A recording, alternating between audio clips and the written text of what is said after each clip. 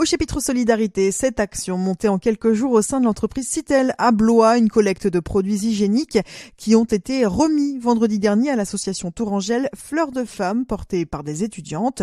Le créneau de cette jeune association créée il y a à peine un mois, c'est la lutte contre la précarité menstruelle. Candice Roncin, présidente de Fleurs de Femmes. Cette problématique, elle atteint quand même 10% des femmes réglées en France, ce qui représente à notre sens beaucoup trop. Et donc nos actions, ça va être à la fois de la sensibilisation sur justement le sujet de la précarité, mais aussi du coup, comme on le fait là, de l'action en essayant de fournir à des femmes dans le besoin des protections périodiques.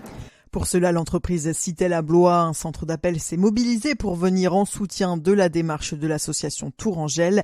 Alexandra Nouvelon, responsable ressources humaines chez Citel. Cette initiative est partie d'une salariée de l'entreprise qui a sa fille étudiante, qui est à l'initiative elle-même de cette association sur Tours. Cette idée, elle a simplement été suggérée par la salariée et on a tout de suite pris l'envol en se disant dans une entreprise comme la nôtre, on peut très bien solliciter en effet nos salariés pour que chacun aide ces jeunes femmes justement. On a tout de suite mis en place juste un système d'affichage, on a informé aussi nos télétravailleurs avec justement cette affiche que notre chargée de communication a fait et en une semaine, on a récolté déjà 2-3 cartons de produits.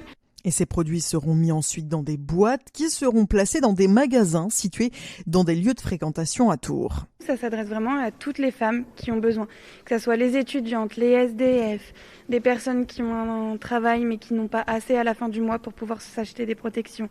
Mais ça va aussi s'adresser à des femmes qui, elles n'ont pas prévu. Aujourd'hui, elles ont leurs règles, elles n'ont rien dans leur sac. Hop.